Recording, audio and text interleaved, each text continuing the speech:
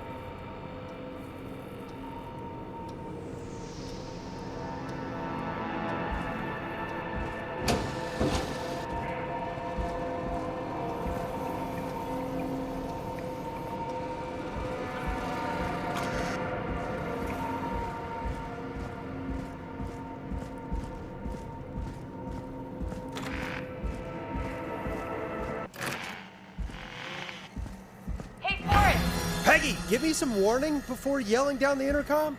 Sorry. Buzz the intercom when you find something and want to discuss it.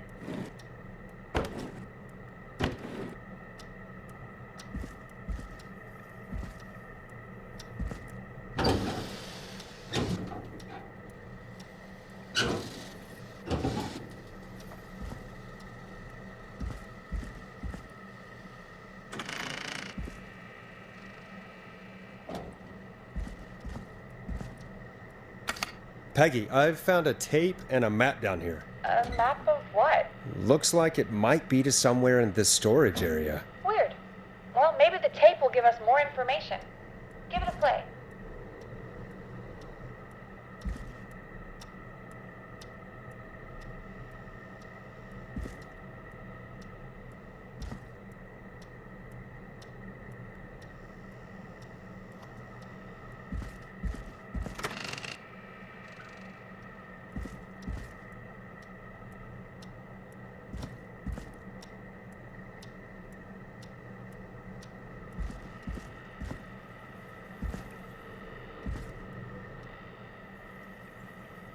Forrest, you should listen to that first tape you found.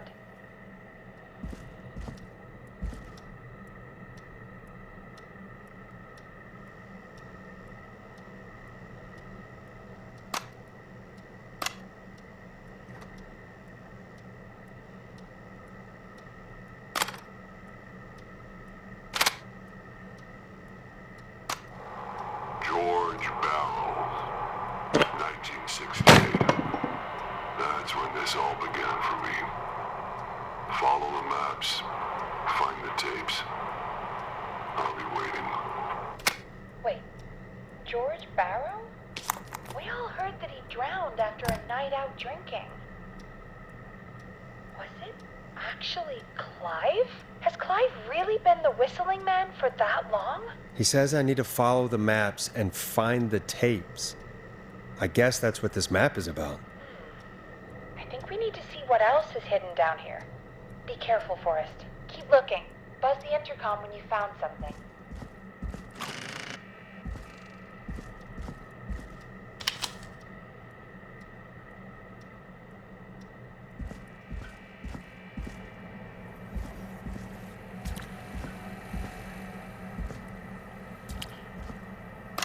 Time of autopsy is 7 a.m. Cause of death is asphyxiation from drowning. The degree of rigor mortis indicates that the subject has been deceased for 5 hours. That puts the time of death...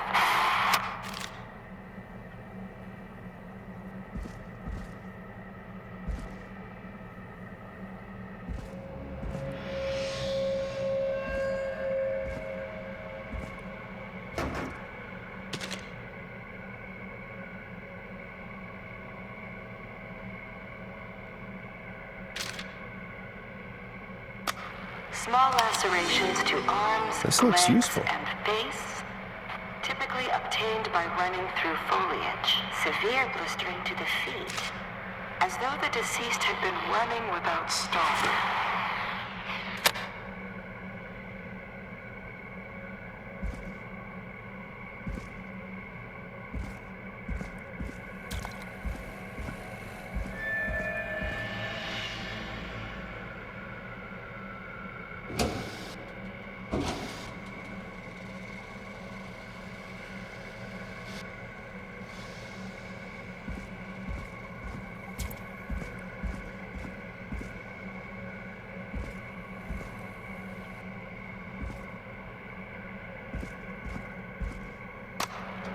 preliminary toxicology results shows no signs of inebriation.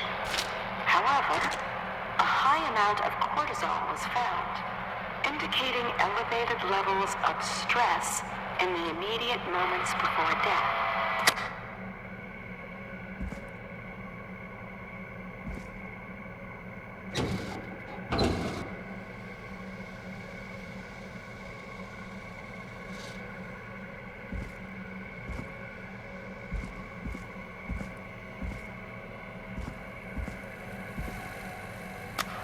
Additionally, there appears to be a post-mortem injury to the arm.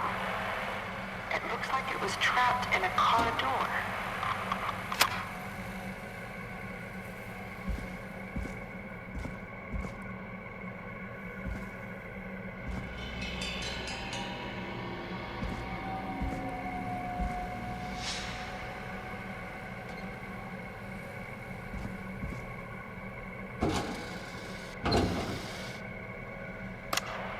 It is the coroner's opinion that the subject likely feared for his life and was chased, resulting in a fall from a height into a body of Now water this has to where be he hit important. his head, was knocked out, and drowned. Following that, he was moved.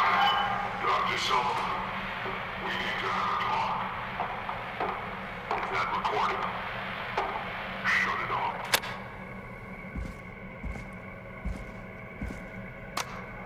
If you're listening to this, then I'm probably dead. What the? I'm a man who likes to stay informed. A new vinyl for my I've got collection. subscriptions to newspapers all over the country. A few weeks ago, I noticed headlines cropping up in those papers, one after the other. Each headline about a murder. Each murder, the death of someone I knew almost 20 years ago. And each one drawing closer to Gallows Creek. Drawing closer to the anniversary. None of us are innocent, but I don't think we deserve killing. All I hope now is that I can save some folk from the worst that I can. I don't know. Do something to make up for what I did back then, I guess. I didn't kill anyone, mind you. But that's past mattering. Now, there's more I could say. That I should say. But my employer made it clear that my family would pay a high price if I ever spoke out. So, hopefully I've said enough for you, listener, whoever the hell you are, to start putting the truth together.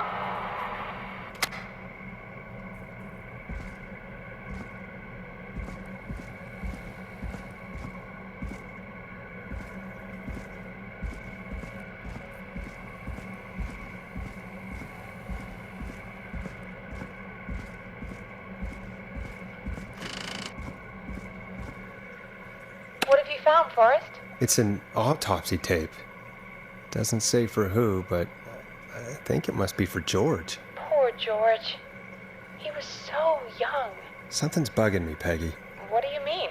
I swear I recognize the voice of the woman talking on the tape. I just can't place it. Seriously? Do you think you've met her before? I don't know. I mean, I just got here recently. I don't know. Found another tape. It talks more about how George died. What did it say? It sounds like he was running for his life. Sprinting through trees and bushes, getting cut up all over. What would drive someone to do that? I'm not sure yet. There's also a tape about a toxicology report. There were no signs of drinking or that he was on anything. What? But everyone said he went swimming drunk and drowned. It was in the newspaper and everything. I found a written autopsy report. What does it say? According to that, it's just like you said at the start. George drowned after getting drunk. Said he liked to fight, too. But that contradicts the tape. I know. And I think I know why. There's a note with the report that says, "I'm sorry I made you do this, Virginia." If it was on the the autopsy report, then Virginia must be our coroner. Wait, the caller from earlier, when we had to call the takeout restaurants, wasn't her name Virginia? We need to call her back once we finish down here. It looks like she might know something about what's going on. I found a tape that introduces a new detail to the story. Post-mortem injury. Apparently, his arm got caught in a car door. A car door? Yeah, after he died. How do you suppose they can tell? How can they tell? I'm a radio producer, not a coroner. The written report I found doesn't mention it at all. How did his arm get trapped in a car door after he died? Unless he got it when the police collected his body, I guess someone else must have moved him after he was dead to where he was eventually found. But the report, what is going on here? I found a police report. Mentions a friend from earlier, Sandra Sharp. Sandra. The jazz runner? That's right. She found George's body washed up at the reservoir. The reservoir? Yeah? What's strange about that? George got cuts from running through foliage, right? But there's no forest around there. Also, how did it wash up at the reservoir? What do you mean? Reservoirs don't have tides. But that's what the police report said. It's not possible, though. I did a school project on reservoirs and got an A. But, yeah, not important right now. The important thing is that it doesn't make sense. What are you suggesting, then? That the body was originally found somewhere other than what the report suggests? That the sheriff tried to cover it up, but accidentally let something slip? Something like that. I think. Well, Sheriff Matthews wrote the report. If he hadn't been eviscerated, we could have asked him. True. But Sandra is still alive. Once we're done down here, we should give her a call. In another tape, the coroner comes to the same conclusion as I did. George was running from something. Maybe an animal? Maybe, but then there's this next bit, where the coroner thinks he was moved post-death. So she agrees with us. At the end of the tape, someone burst in and demanded Virginia stop recording. I think it was Clive. This is starting to make sense now. This is a conspiracy to cover up what happened to George. I think I found Clive's last recording. I think Clive might be gone. Gone? I found a confession. Not for any killings, but for playing a part in covering up George's death. He left this behind in case he died. He hoped someone would find it. Do you think the Whistling Man already got him? Possibly. We've had a lot of callers tonight, but maybe not every victim made it to the phone, you know? We don't know how many there really are. Christ, Forrest, that's dark. I know, but Clive said he had read about other murders in other towns, and that the murders were all folks who knew about the incident. And the killings were getting closer to Gallows Creek. He said he wanted to do something good for once. The board in his office. He wasn't tracking people down to kill them. He was tracking them down to save them. Ugh, why didn't he just come out with all of this? He said his employer threatened his family if he spoke out about any of it. His employer? The one who orchestrated the cover-up? Oh, Clive. I'm sorry for thinking you'd killed all those people. Do you think you found everything? I think so. Forrest, what's going on here? Someone wanted that boy's death to seem like an accident, and they hired Clive to make it look that way. Come back upstairs when you're ready. We need to figure out our next step.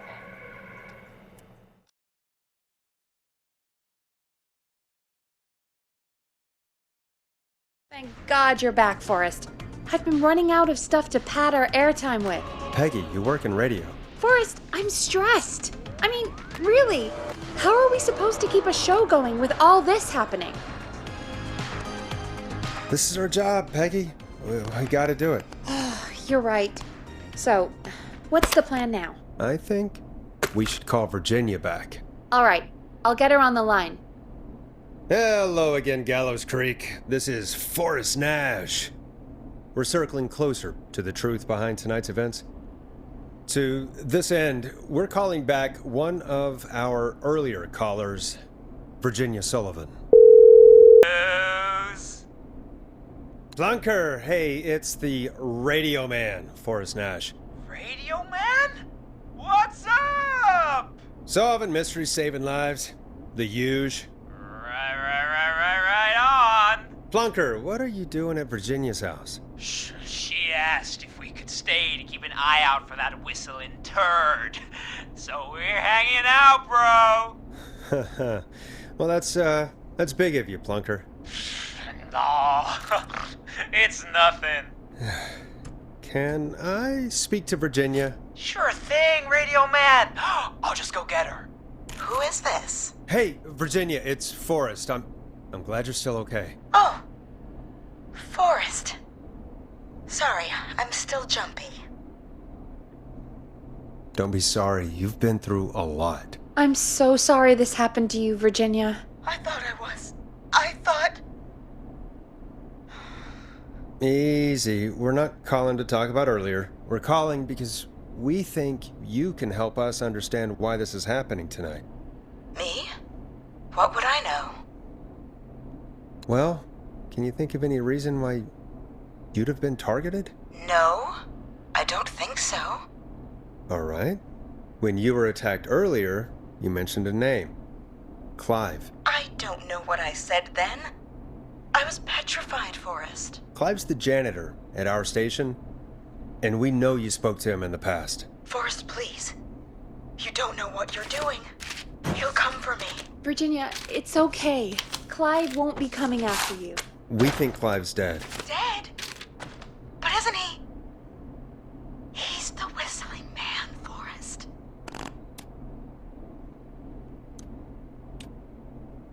We thought so too, but You don't understand. All those years ago, he... It's okay, Virginia. He's gone. We found evidence to suggest he... Well... And we found your autopsy reports for George Barrow. How? I saw him destroy them. Well, he didn't. I don't know if he kept them or made copies or what, but we found them. And we know it's related to what's happening tonight, which is why we called you. Why did you write a false report? All right. One day, I came into work to find a boy on my slab. And as I finished the autopsy, this man, Clive, he just burst in. And he started making demands to give over the reports, to falsify what I found. Of course I said no, but, well, when someone wants to make you do something, they can use the carrot or the stick. For me, he used both. You see, my sister is sick. She has a chronic condition that's never going away. It's expensive to treat, and it was getting to where I couldn't afford it. And Clive promised me that his employer would pay for my sister's treatment if I did what he said, and that if I ever spoke about this, he'd beat me to within an inch of my life. I don't know why he had me do it, but my sister needed me. You have to understand, she needed me. We understand. Thank you, Virginia. That was brave. God, I just want this nightmare to end. This will help end it, Virginia. Thank you. Stay safe, Virginia.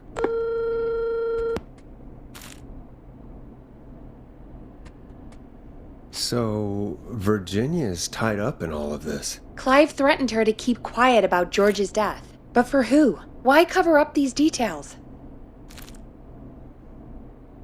Well, we know Sandra was involved in George's death. Do you want to call her? I do. Alright, but before we go asking questions, I think we should know what we want to ask. Is that fair? Yeah, we need to ask her about finding the body. She was the one who discovered it, but something just doesn't add up. 100%. She knows more than she's saying. I wonder what she's hiding. We'll hopefully find out soon. Anyway, just be careful when you're talking to her. Don't push too hard. We don't want her to hang up. I'll be careful. Alright, calling her now. Hopefully she's at her jazz studio.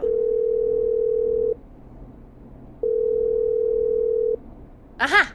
Forrest, you're through. Hello, this is Sandra at Jazz Pizzazz Jazz Studio. Who's this? Hello again, Sandra! It's Forrest Nash of 189.16, The Scream. And you're live on air. Oh, I always thought folks called into a radio show, not the other way around. How jazzy. What can I do for you? Well, we're trying to understand what's behind the attacks tonight. We had a few questions. Why, Forrest, of course. Heck, after the way you saved my life, I'd say yes to just about anything you asked.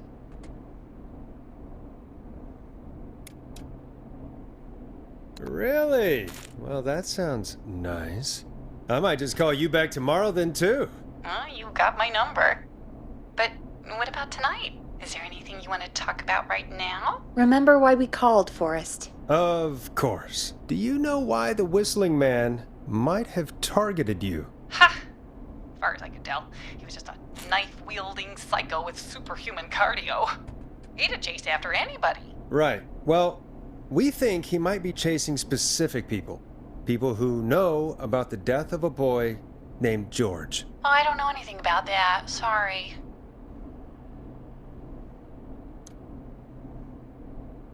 Sandra, we know you found George's body. We have the police report. I don't know what you mean. It's okay, Sandra. We know. You do? You know about? Yes. Of course. This studio is my life. After I found the body in the river, I couldn't lose my studio. Do you understand? Sure. I understand. When the rent just kept going up, he said he'd stop if I just needed to keep quiet. And everything would be okay. Sandra? Who was he? He said if I told everyone I found the kid in the reservoir instead of the river, I'm sorry. I can't do this. And she's gone. I don't think that could have gone any better. You truly did great, Forrest. Well, folks, if anyone out there has any thoughts on what's going on tonight, please call in. That's good timing. We've got a call waiting just this second. Welcome to 189.16, The Scream, with me, your host, Forrest Nash. Hi, Forrest. I know this is really out of the blue with everything happening tonight, but I wondered if you could send a special birthday message to my uncle. You know what? I'd welcome a change of pace. I'd be glad to. Thank you, Forrest. He's my Uncle Ronnie. His first name's Peter, but he never liked his name. But since he always had salt and pepper hair, even as a kid, can you believe it? Folks always called him Pepper. Thanks for the history lesson. Is there anything besides happy birthday you would like to say to Mr. Pepper? Oh my god damn it! Yes! Tell him he can get the best birthday deals and party packages here at Putney's Pizza. Starting at just... You son of a bitch! Stop calling us! Sorry, Forrest. Let's just move on. We've already got another caller on the line.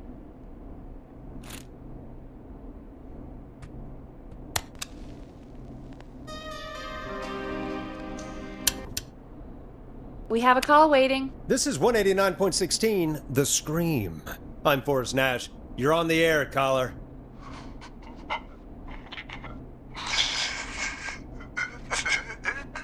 Caller.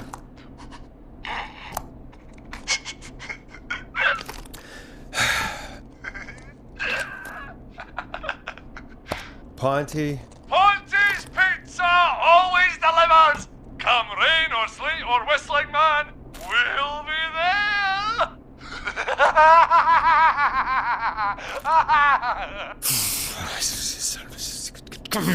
Forrest? Forrest? Are you okay? Forrest? I hope the Whistling Man gets in with his own pizza slicer. Jesus, Forrest? Sorry, that was too much. It's okay. It's been a high-stress night. Don't worry about him anymore, okay? Not for tonight, anyway. I think he's spent for now. We've got another call, whenever you're ready. Folks, don't spend your money at Pawnee's Pizza. That's all I'm gonna say about that. Moving along, I'd like to welcome another caller to 189.16 The Scream. With me, Forrest Nash. Who, may I say, is calling? Well, hello again, Forrest. Dawn. I bet I know why you're calling. I'm sorry I didn't play your song. There's a lot going on. But please? Never mind that now. Forrest, I'm calling because I need your help. Are you in danger? I sure am. Do you mean Yes, he's after me now. you? I think so. He must have heard me on the radio helping you. Helping? You didn't exactly help. Maybe I've been helping more than you know. I was out following a lead, trying to work out who would be next, after Chuck. And what happened? And I started to feel like I was being followed.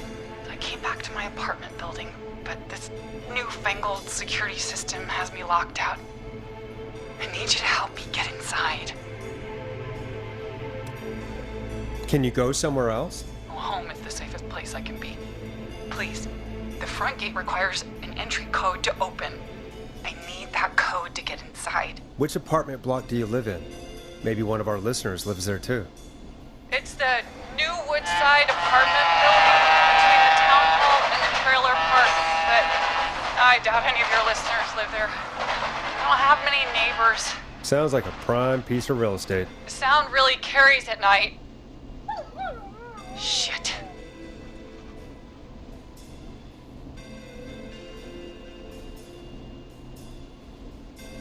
Is that a neighbor's dog? Yes, it is. Boy, I wish he'd muzzle that thing and... Oh. And now he's blasting David Scopo out of his window. This night can't get any... The whistling man. He's coming down the street. I don't think he's seen me yet. Forrest, please. I need your help. I need the code for that security system, or I'm gonna die.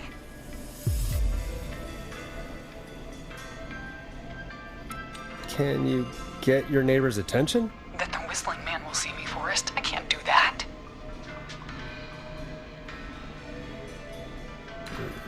What's your neighbor's name? I don't know my neighbors, remember? Please, I need to get in. What's the name of the security system? There's a sticker on the box. It says Starling Security 4000. There's a keypad, and it looks like it wants a 6-digit number.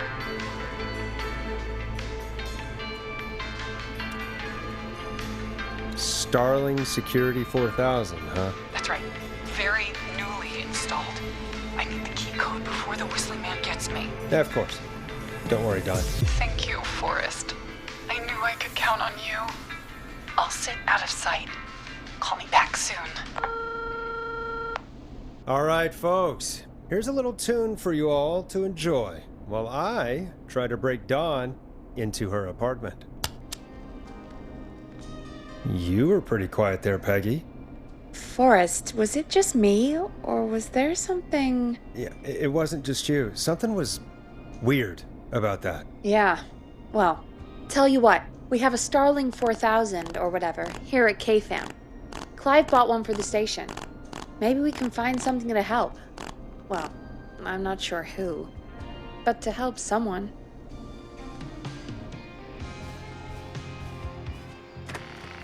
Okay, so she's locked out of the Woodside Apartments, and somewhere, Clive probably has the papers for the Starling 4000.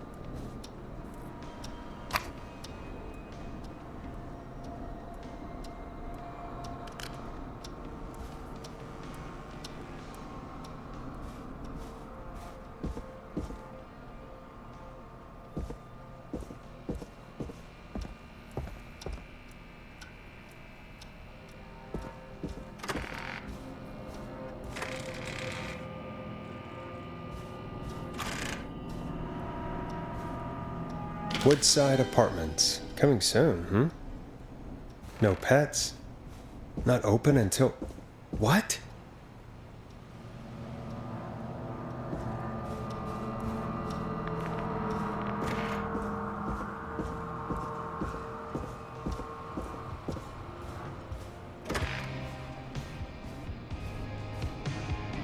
Welcome back, Forrest.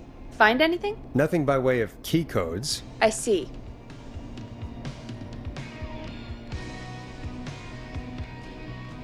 Any ideas, Peggy? Dawn says she's stuck outside the Woodside Apartments with the whistling man nearby. She's locked out because of some new security system. Yeah, the Starling 4000. Right. And we had the same security system delivered here. Clive was going to install it, so check the basement. I'd guess that's where Clive would have stuff like that. Thanks, Peggy. No problem. Don't take too long.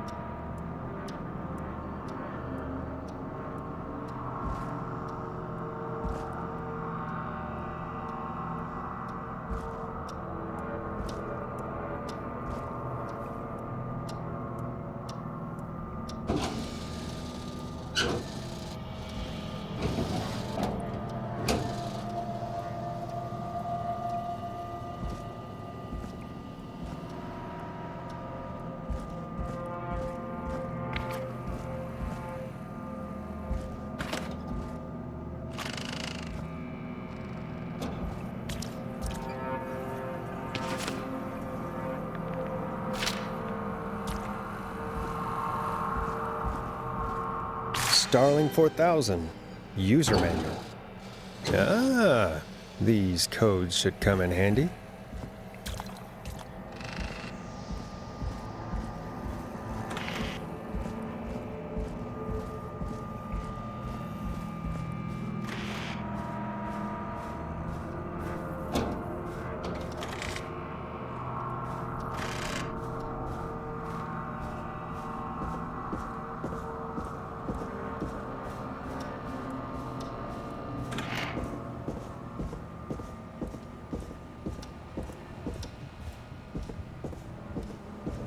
I'm not getting in there tonight.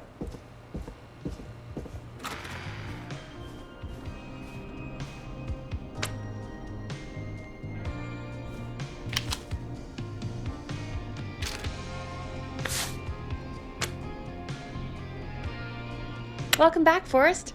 Find anything? The Starling 4000 security manual. It's got a bunch of codes. Good. And did you find anything else? I found a flyer for the apartments.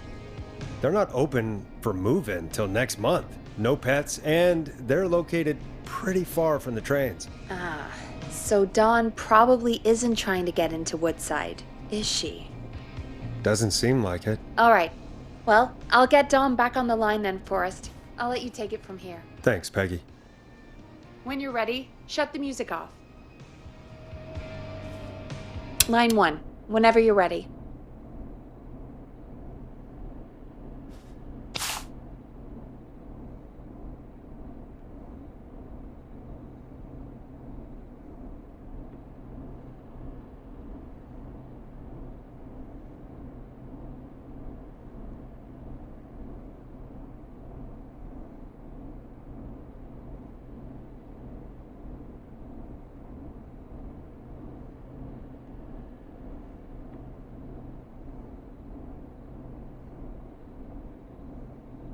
Don, are you there? This is Forrest Nash from 189.16, The Stream.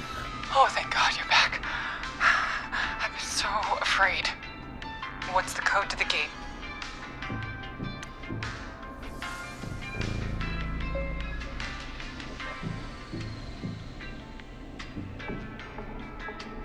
The code is 191519. Thank you, Forrest.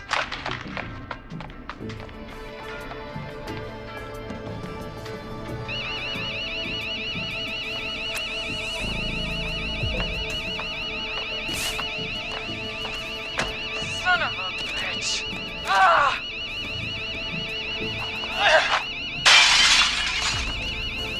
Is she?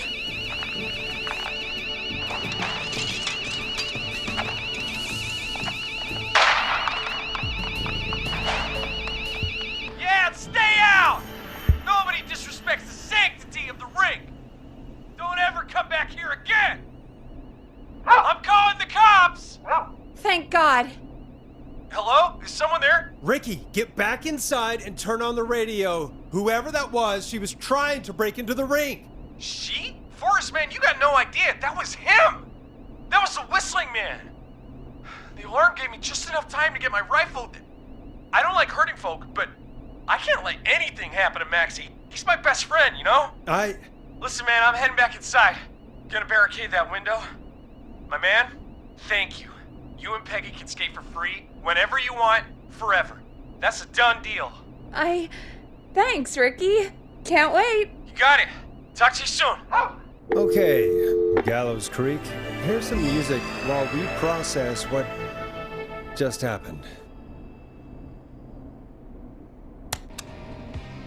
So, the whistling man is a woman? I know. I can't believe it. She called up. You spoke to her multiple times.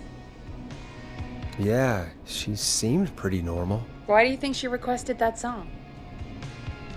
To get me outside? Maybe, but how? She didn't know the song was outside to start with. That's right. She never actually attacked me out there. So? What now? I guess I should make an announcement. We do have new info. Okay, kill the music and you can make the announcement. Okay, you're live in 3, 2... Hey folks, this is Forrest Nash here. I hope you're all safely locked inside. For those of you listening to that last call, you might be wondering what to make of it all. Here's our take. We now believe the killer is actually a woman, one who might manipulate you into letting her in before she attacks you. We're neighbors. Look out for each other and stay safe. The killer was calling themselves Dawn. This could be a fake name. If anyone needs help or you have info on the killer, please call in. You folks have my new number, right? It's 911. Hopefully, our next caller can help shed some light on our killer. Hey, we had a call come in. Okay, folks, time to take a call.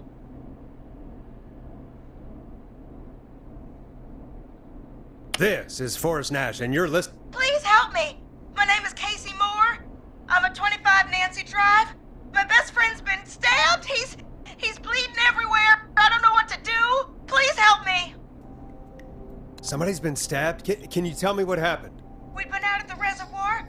We were heading back to his place when we heard this whistling all of a sudden.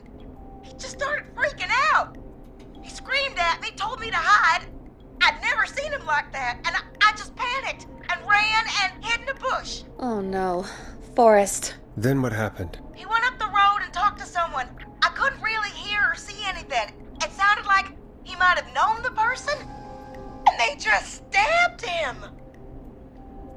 Casey, was his attacker the whistling man? The who? They had a mask and wore all black? That's all I know. Please, we need help here. I'll get you help, but I need to know. Where did the masked person go? They left. They left him to bleed out. I waited until they were gone, then dragged him into the garage and called 911. Wait, why didn't she make sure he was dead? I don't know. I think I heard them say something like, "It's not so funny now, is it?" before they left, but please, he needs to get to the hospital. I can't drive, so we need an ambulance. Forrest, the ambulance was destroyed in the explosion at the gas station. You should get all the info you can. Can you tell us where your friend was stabbed? They stabbed him in the stomach, and then stabbed him again in his leg when he was on the ground, and it's... Oh, the knife is still there in his leg! What's your friend's name, Casey? It's Jason. Jason Parker. We'll be right back. Peggy, patch us through to the hospital. On it. Phoning St. Gabriel's now. Switch to line 2. Hello, St. Gabriel's Hospital. How can I help you? Hi, this is Forrest Nash from 189.16. We have a stab victim at 25 Nancy Drive named Jason Parker. He's been stabbed in the stomach and the leg. He's bleeding heavily. Oh, God, I'm sorry. But the ambulance is... well, you know. I know, but please, we need something, or he's going to die. Forrest, Listen, you're going to have to get him here. We need to see him, and we can't get there ourselves right now. We don't have any way to drive him right now. And even if we did, he's bleeding out fast. All right, listen. We need to buy him time to get here. That means stopping the blood first, and then finding someone to stabilize him. To stabilize him, you really need someone with first aid training. Do either of you have any? No. Me neither. Damn it. I'm really sorry about this, but I have other patients who can't wait. All I can do is talk you through the procedure as quick as I can, and then leave the rest to you. You think you can handle that? Hit me. I'm sure we can handle it. Okay, from the top. If he's bleeding out, then you need to get him comfortable and try to stem the bleeding. Lay him down. Apply continuous pressure directly to the affected areas. When the bleeding slows, get a clean cloth of some kind and hold it over the wounds. Get them comfortable. Apply pressure. Clean cloths when slowed. Got it. I think. You said he was stabbed, right? If the object he was stabbed with is still in him, don't take it out. It's stopping the worst of the bleeding right now. If anything, you should secure it so it stays where it is. I wouldn't have thought of that. It makes sense, though. God, that was a lot of info. But I think we can handle this. Glad you got it so far, because there's more to go.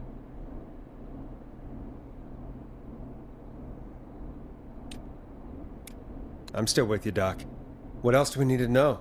If he's lost a lot of blood, he may enter shock. If he does, act fast. If you applied a cloth and it's bleeding through, don't remove it. Just apply another on top of it. If it's safe, elevate his legs to get blood circulating to his vital organs. Try to keep him warm. Get him to rest and reassure him. We need the patient to stay calm. All right, don't replace bandages, elevate his legs, keep him warm and calm. This is a lot. I'm really sorry. That's as much as I can give you right now. Try to stop the bleeding.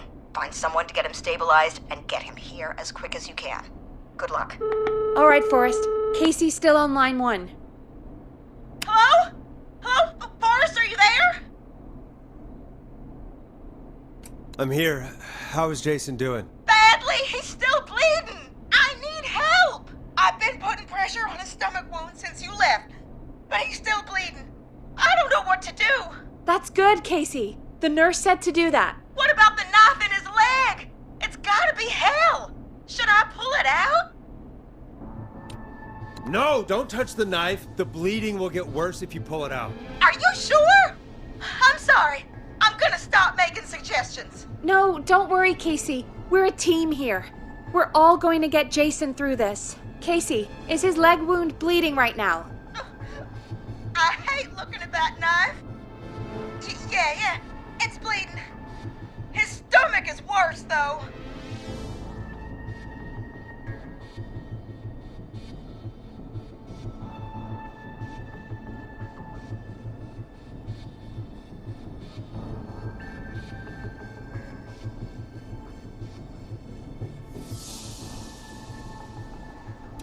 All right, I think we need to leave that knife alone. All right.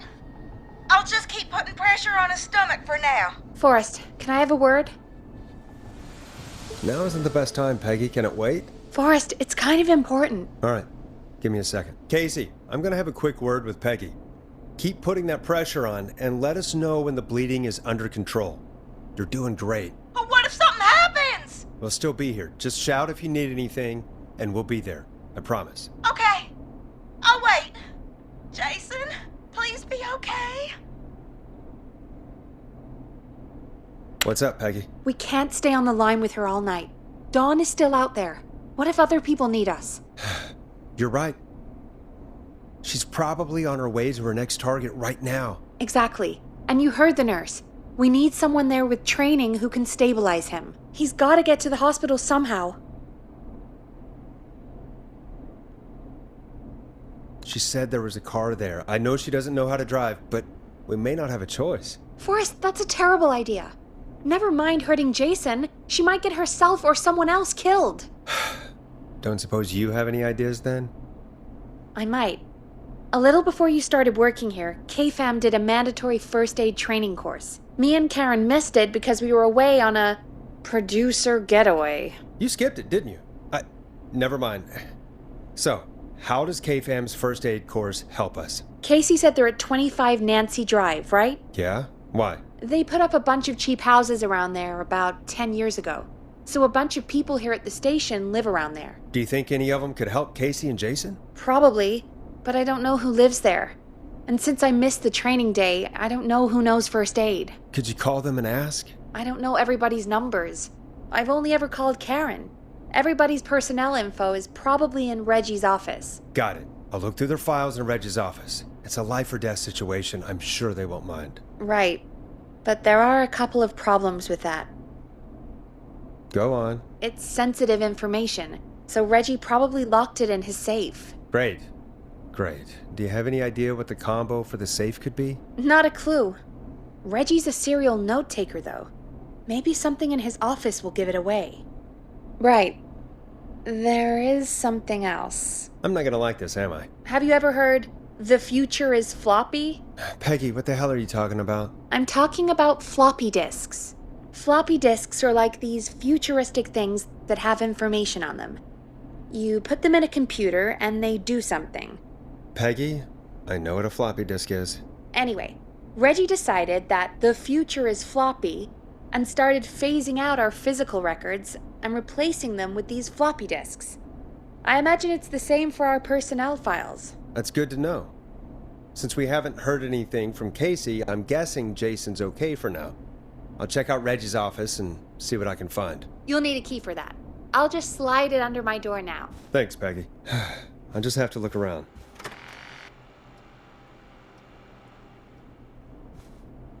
Good. I'll patch my mic down to the office so you'll hear me over the intercom.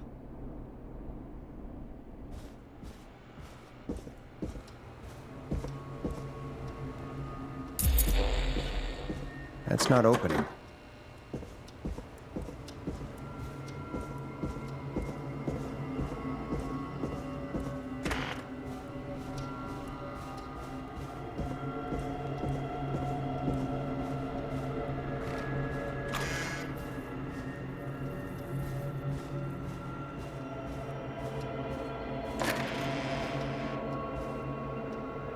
Looks like I need a 4-digit code.